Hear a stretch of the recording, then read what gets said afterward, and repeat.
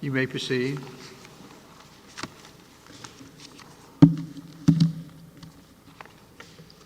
May it please the court, Colin Reingold on behalf of the appellant. Mr. Robinson is facing an imminent violation of his double jeopardy rights because one of two things is true in this case. Either when 10 of Mr. Robinson's peers voted not guilty, he was acquitted under Louisiana law as written at the time and as is still on the books today, or the judge declared a mistrial without Mr. Robinson's consent and without manifest necessity. Either of these permits this court to vindicate Mr. Robinson's federal rights and grant relief. Can I ask you a question about, I have a question about both. So as to the first one, what is the best case that you have for the proposition that a defendant can be acquitted with no judgment entered by the trial court?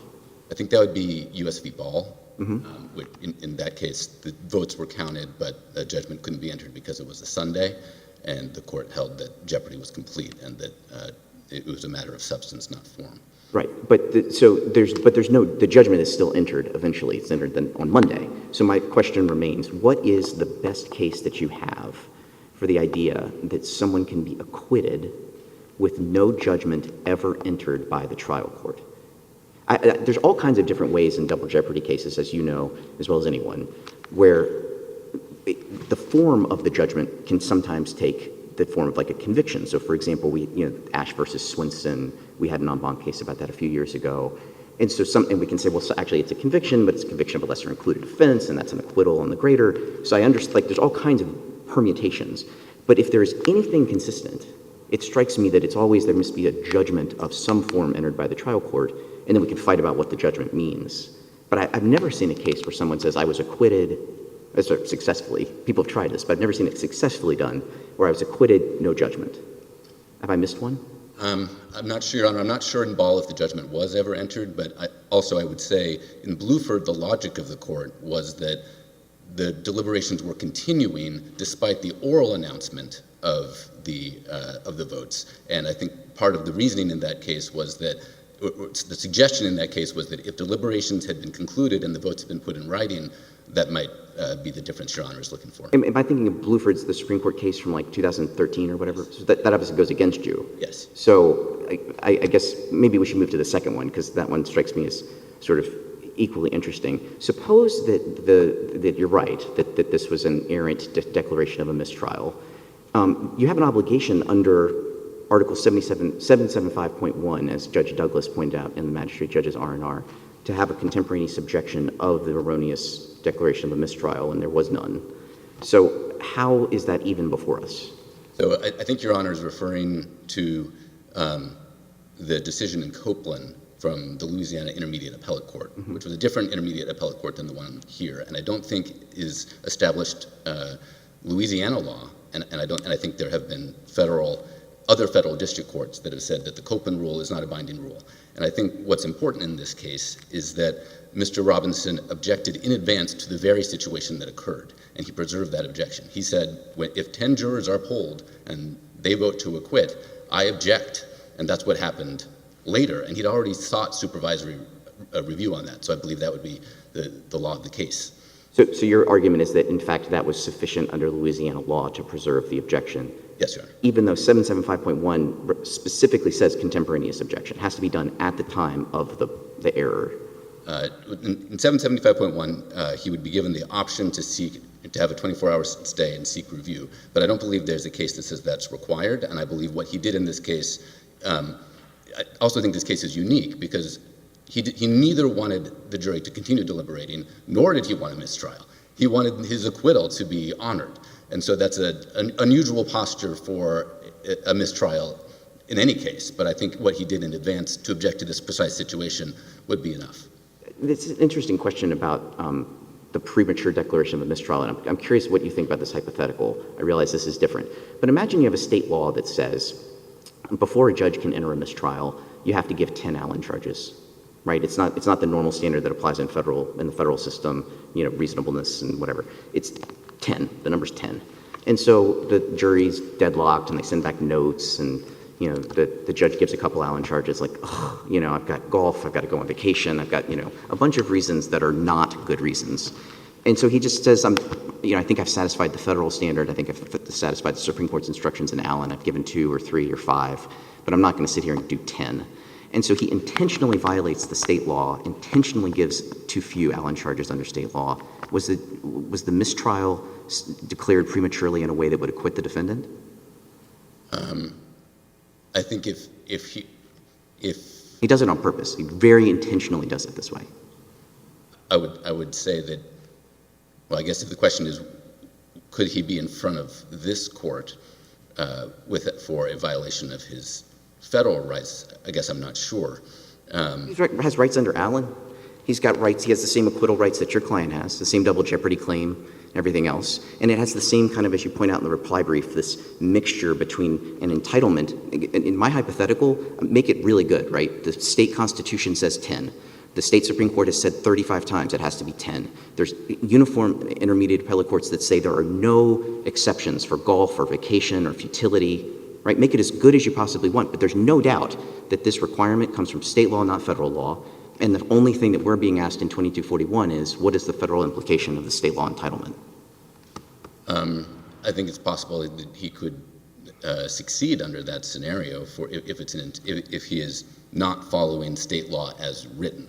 I mean, I guess maybe there's a distinction between state law as developed by the courts or state law as written, but I think if he were expressly violating state law as written, he would have a... And what is the best Supreme Court case for that? Because the only things that I've ever seen from the Supreme Court of the United States is it has to be a federal law. It cannot be state violations of state law, no matter how pellucid, do not rise to the level of federal claims. And the Supreme Court has said that the strongest statement is probably in Estelle versus McGuire, but there's, I don't know, a dozen different iterations of this where they say the state judge can absolutely violate state law. It can absolutely be illegal. We can absolutely assume all of the things that the petitioner is putting in front of us, but it's still not a federal claim, and the only thing that we can do in this tribunal in 2241 is a federal claim, constitutional claim. So I think the question, and I hope I'm not avoiding your question, but I think it would be on the state to demonstrate a manifest necessity in that circumstance.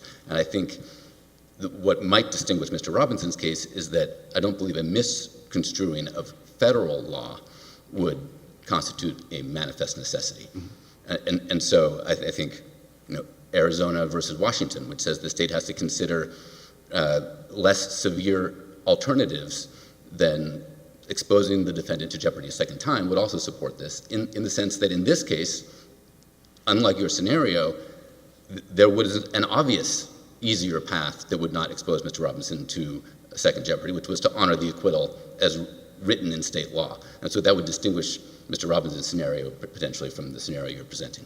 My last question, and I want to make sure you have time to make whatever other points or entertain other questions, but as we sit here today in July of 2023, we still have 0 Louisiana cases from any court that say that your client was acquitted. We have the Supreme Court, that's a question, not a statement. I just want to make sure I know the authority. I've seen the Louisiana Supreme Court case saying we haven't decided it yet. You may be called upon to decide it later. We obviously have a bunch of intermediate courts rejecting the proposition. Are there any cases after the briefing closed that support the proposition that there was an acquittal at the first trial? No. And I think what's important is that we think the record is clear that all the courts that have ruled specifically in this case have done so on the basis of federal law. And I think, if a court had ruled on this on the basis of state law, that would be a different question. But the record is clear that the trial court was ruling on the basis of the state law, and certainly the intermediate appellate court, the Louisiana Fifth Circuit, indicated in its denial of writs in the case that it was ruling on it felt compelled by Ramos to rule the way it did. So I think for that reason, it is clear that state law was not reached by any court, and this court can presume the merits of the federal question were reached. Mr. Robinson is entitled to that presumption under Michigan v. Long as incorporated on collateral review in Harris and in Coleman. So because that federal question was reached on the merits, this court can vindicate Mr. Robinson's federal double jeopardy rights and reach the also reach the merits of that question. Let me just ask you this. I mean, Judge Oldham asked you whether a federal court could find double jeopardy based on, in a state trial, based on an error of state law. There are plenty of cases that, aren't there, that say that if a state court requires an additional element of a crime that didn't exist, and the guy's acquitted, he can't be retried, don't they? Isn't that double jeopardy? Yes. Isn't that where a federal court is saying that based on this misinterpretation of their own state law, it's still, if the jury rendered a verdict or if the judge directed a verdict, that's jeopardy and he can't be retried? Yes, I would agree, Your Honor.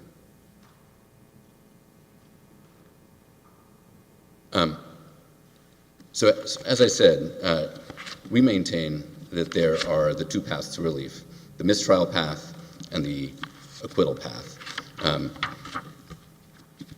I would, regarding whether or not there has been state law at issue in this case, I guess I would like to make two maybe overarching points. And one is that it appears that the thrust of the state's argument is that Ramos, by its terms, erased or voided the Louisiana verdict rules as written, and that, if I'm understanding correctly, therefore any act by the state court would have had to have been an act interpreting state law in some way. But that's not what the federal court did. It did not erase the Louisiana laws as written. In fact, Ramos did not in any way even mention the Louisiana Constitution or the Louisiana Code article. It simply acknowledged the existence in Louisiana and Oregon of non-unanimous verdict rules and then found them to be unenforceable.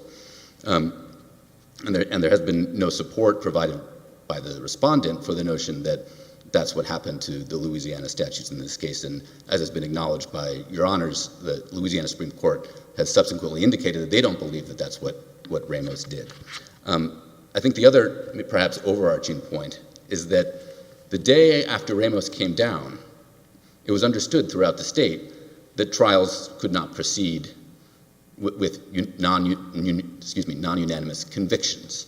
Not because of an action by the Louisiana Supreme Court or because of an action by the Louisiana legislature, but because everyone understood that that would result in potentially an unconstitutional verdict, and there was no point to it. And the state, in this case, asked the trial court to treat acquittals the same way, not asking for a ruling on the basis of Louisiana law, but asking for a ruling on the basis of Ramos. And that's what they put in their brief. That's what they argued to the trial court. That's what the trial court adopted. And that's what the intermediate appellate court felt compelled by when it denied relief in this case. So, remind me, did Louisiana, how many times was there any kind of habeas or other review at the appellate or Supreme Court level in Louisiana on your client's claim? Just once? I believe just once on the... Did Louisiana Supreme Court write anything, or they just denied whatever it's called, denied the writ, denied the petition, something? Correct. Okay, so we don't really know what Louisiana Supreme Court's view is on Louisiana law and whether it survives. We know from... On acquittals. I'm sorry? On acquittals. On acquittals. We know subsequently that they have ruled that Ramos had nothing to say about acquittals. So it would be an open question of state law that they don't believe has been, that they have not decided, and they don't believe has been dictated by Ramos. You're saying because we already know in this case, your client's case, that the ruling was based on Ramos, on Supreme Court, that there's no longer, I mean, I'm thinking of Younger versus Harris, there's no longer a state law issue because of the way your client was treated? I'm saying the record makes it very clear that there was no state law decision at any point in this case. And to the extent it's unclear, he would be entitled to that presumption. If I could briefly quote from Coleman. You probably did have an argument you wanted to make. Yes, go ahead. In Coleman, the court said that federal courts on habeas corpus review of state prisoner claims will presume no independent and adequate state ground for state court decision when the decision fairly appears to rest primarily on federal law or to be interwoven with federal law, and when the adequacy and independence of any possible state ground is not clear from the face of the opinion. And I think it's, if anything, what's clear from any of the opinions to the extent they exist in this case is that rather than being based on state law, they were based on federal law. And therefore, Mr. Robinson would be entitled to that presumption that the state court reached the merits of the federal question and denied Mr. Robinson relief on that basis. And that's precisely the situation where federal courts have intervened to vindicate double jeopardy rights in the past. Counsel, we have you brief. You've been asked a lot of questions. If you believe you still have something significant that we wouldn't pick up from your briefs and otherwise, I'll give you some more time. Otherwise, your time is up. I'll reserve my time for rebuttal. Thank you, Your Honor. All right, sir.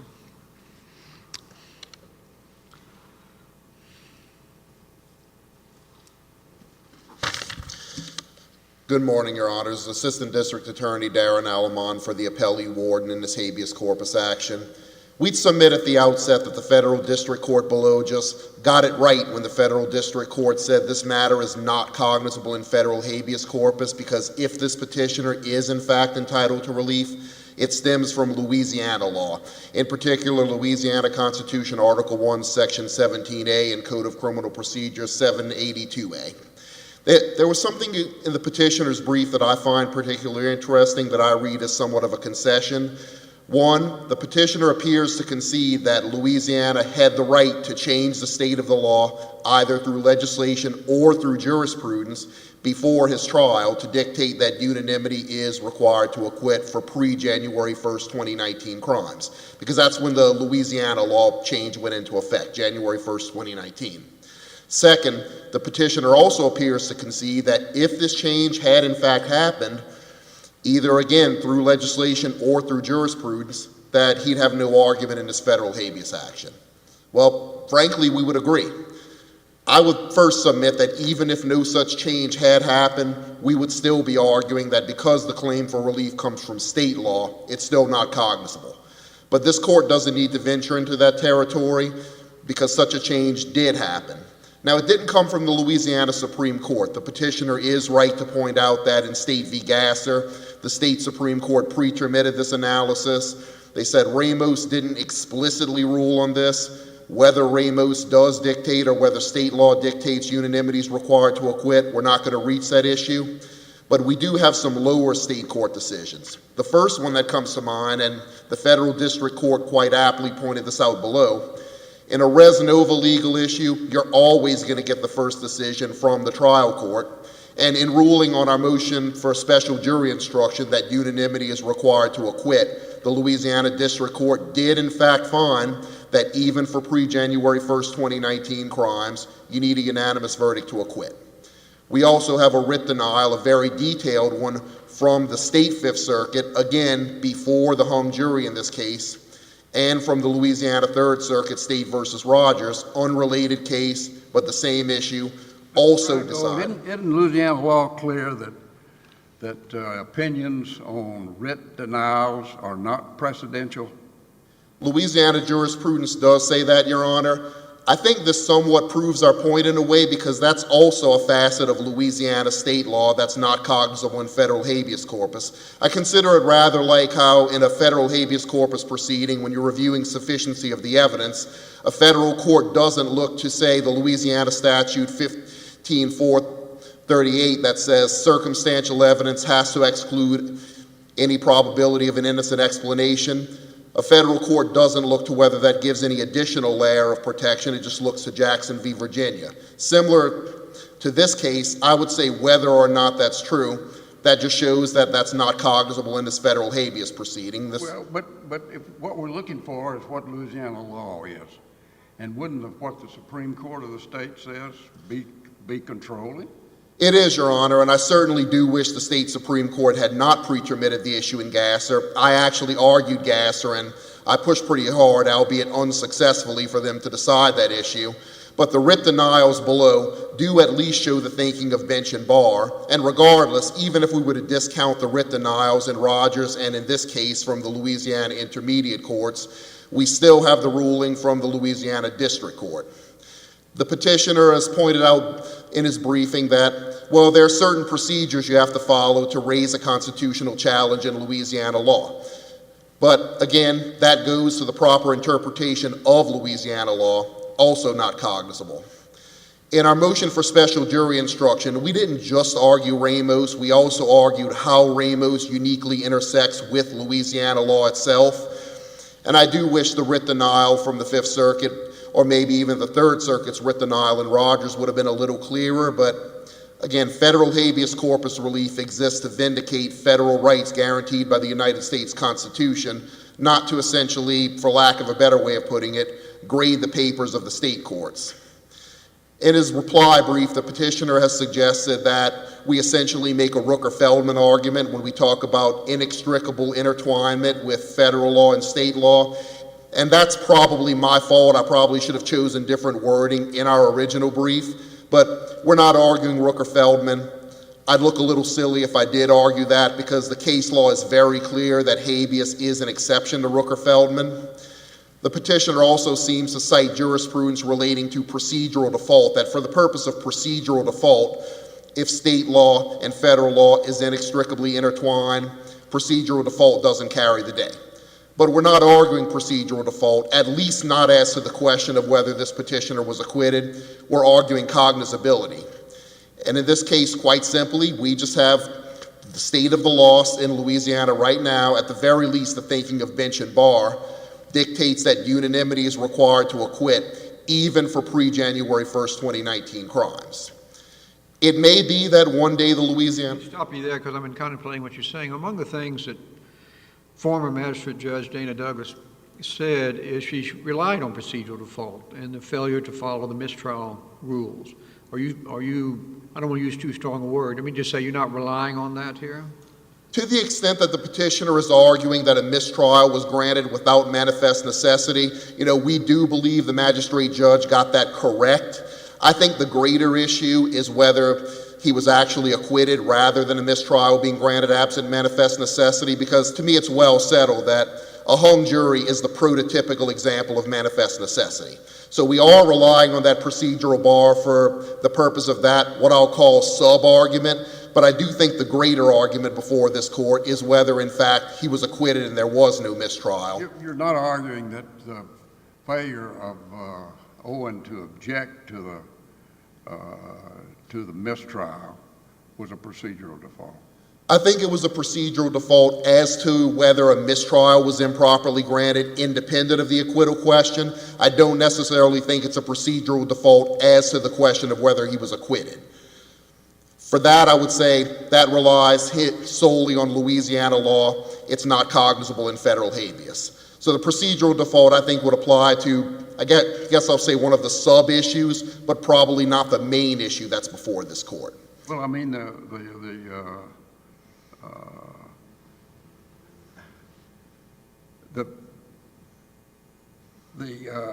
defendant took up to the Court of Appeals for review whether or not the jury instruction that the 10-2 verdict for acquittal was effective, and that was so that got reviewed, didn't it? Yes, Your Honor, it did. And that's the purpose for an objection. That's correct, Your Honor. So how could there be procedural default in failure to object? I would suggest that procedural default is a waiver argument, isn't it? Yes, sir.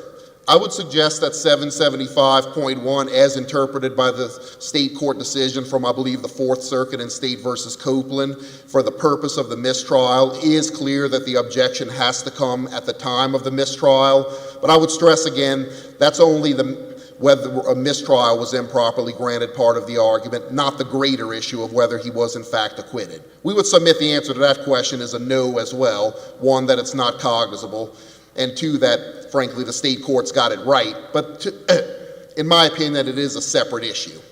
And I would like to address briefly a hypothetical the defense brings up in their reply brief, because I did find it interesting. The hypothetical of, what if a Louisiana state court were to somehow misapprehend some United States Supreme Court precedent and say, after a person is acquitted, the jury has to come back 5 days later and confirm the acquittal, and the jury just forgot to do that? Of course, that would be a valid acquittal regardless. But I think that's distinguishable in three important ways. One, that's really a question of form and not substance. Just did you follow some hyper-technical requirement? It's not a question of substance. What if a state law required that? There is no state law, and that actually... What if a state law required, subsequent to the verdict, that the jury come back or some other requirement? That's a very interesting question, Your Honor. I'm not quite sure how the bench and bar would address that. I suspect that we would find some way to say it's still a valid acquittal, because something that hyper-technical that doesn't go to the substance of the issue, I can't imagine that would be upheld as a valid bar. I could be wrong. I mean, isn't it true that when the verdict is announced in open court and the judge polls the jury and the poll meets the requirement of Louisiana law that there be an acquittal entered, is that not an acquittal for purposes of double jeopardy? I would say it is, Your Honor, but the open question is what, in fact, Louisiana law does require after Ramos. And with regard to the defense's hypothetical, second, the way they wrote their hypothetical hinges solely on federal law. There's no state law question in there, although Your Honor certainly brought up an interesting point of what if there was a state law issue in there, and I don't think there's a clear answer to that question. And in that case, in that hypothetical, an acquittal was in fact pronounced. Now, if this court disagrees with everything I've said so far and needs to reach the merits, first, I would suggest to this court that the Louisiana state courts, in reading Ramos as requiring unanimity across the board, that's the better reading. If this court is still unconvinced, then I would say Louisiana law, as uniquely juxtaposed against Ramos, compels the same result. But aren't you saying that when you consider Ramos, the Louisiana rule has to be disregarded? I mean, we've got a supremacy clause problem there, and Ramos said, if you say that Ramos says that it takes that a 10-2 verdict for acquittal is not effective, you're arguing federal law, not state law. And if that's the case, Your Honor, and Ramos does require unanimity across the board, then this court should reach the merits and declare that the respondent wins on the merits. All right, as a matter of federal law, but not state law. That's correct, Your Honor. And the way I would frame it is, if Ramos does in fact require unanimity across the board, then we would prevail as a matter of federal law. If Ramos by itself does not require that, and this court feels it should reach the merits, then we reach what I consider the juxtaposition of federal law with the Louisiana state law. Louisiana Constitution... I don't know what you mean by juxtaposition. I mean, when you overlay Ramos over state law, it just means Ramos prevails, doesn't it?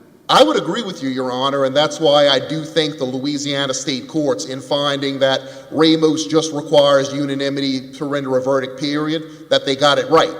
I'm simply saying if this court is unconvinced and says, well, Ramos does not by itself require unanimity to acquit, then when we look at how Ramos intersects with the Louisiana Constitution, I would say Ramos does dictate that certain parts of the Louisiana Constitution have to fall. For example, the Louisiana Constitution and the companion article in the Code of Criminal Procedure, they each have two separate clauses.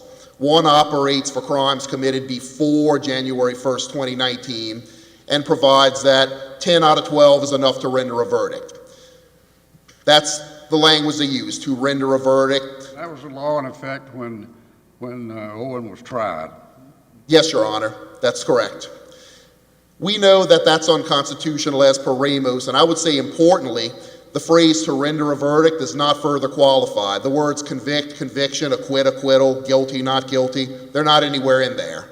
So that whole provision, I would say, has to fall under Ramos. And to briefly address what the petitioner said about the writ of erasure fallacy, I think that's a very interesting academic question, but I would question its practical significance here.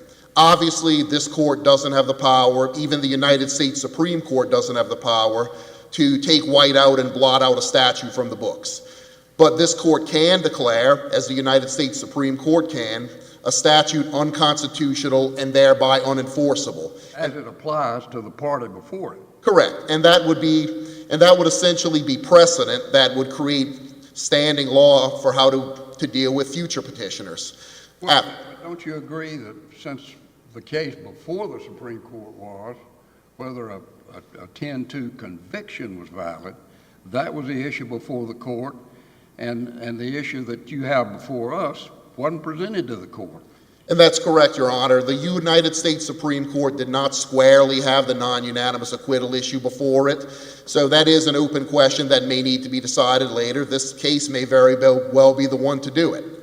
So under Ramos, we know that provision is unconstitutional, unenforceable. And with regard to the writ of erasure fallacy, the way I like to conceptualize it is the statute is still on the books, but it exists as somewhat of a legal ghost. It can't really interact with the legal world of the living, so to speak. But that's not the only part of those Louisiana provisions. The other provision in the Louisiana Constitution and the Code of Criminal Procedure companion article says for crimes committed on or after January 1st, 2019, you need 12 out of 12 to render a verdict. Again, using that verbiage, to render a verdict, not to convict or acquit. I would say to the court that the phrase on or after January 1st, 2019 under Ramos can be considered an unconstitutional qualification on a constitutional right. So if we designate that provision as unenforceable because it's unconstitutional, to sever it, so to speak, Louisiana is left with a constitutional law that simply says for any crime punishable necessarily by imprisonment at hard labor, you need a 12-person jury. All 12 are required to render a verdict. Now, if this sounds like I'm kind of parsing words in a state statute, playing linguistics, so to speak, well, frankly, that's because that's exactly what's going on. And that's the main reason why I would suggest to this court the lower federal court got it right when the lower federal court said this all just stems strictly from the functioning of Louisiana state law, so this is not cognizable in federal habeas. What can you point to that changed Louisiana's law that was in effect for offenses before 2019? Sure, Your Honor. Louisiana law, what changed that law? Well, there was no legislative enactment, but what I would point to is the district court level and the intermediate court level decisions that were in effect before this petitioner was tried, all of which have uniformly held that unanimity is required to acquit for pre-January 1st, 2019 crimes. Just non-presidential opinions by the Court of Appeals. Which are potentially non-precedental under Louisiana law, which I would stress is not cognizable before this court. Which is inconsistent with what the Louisiana Supreme Court has held. And I would be very interested in that too, Your Honor. It may be one day that they decide I'm wrong, that unanimity is in fact not required to acquit for pre-January 1st, 2019 crimes. And if that day comes, the petitioner would certainly be entitled to file for relief. We may potentially be taking a certiorari petition to the United States Supreme Court. I can't say whether we do that now or not, but then we would be dealing with a different question. If the Louisiana Supreme Court decided as a matter of state law that unanimity is not required to acquit for pre-January 1st, 2019 crimes, then the only issue remaining would in fact be whether Ramos dictates that unanimity is required across the board. Then the federal issue would, in my opinion, squarely be presented to the United States Supreme Court. But I would say where we are now is somewhat of a dichotomy. Either the 6th and the 14th Amendments, as per Ramos, require unanimity to acquit, or those provisions under Ramos are silent on that issue. If they require unanimity to acquit under Ramos, then we prevail on the merits of the federal question. If they don't require unanimity to acquit under Ramos, they're silent on that issue, we would reiterate that this is really an issue of Louisiana state law to be decided by the Louisiana state courts, and potentially, I would guess eventually they'll have to hear it, the Louisiana Supreme Court. And because of that, we would submit to this court that the federal district court below got it right, and we would ask this court to affirm. And I'm happy to answer any questions the court may have. Thank you, counsel. Thank you, Your Honor.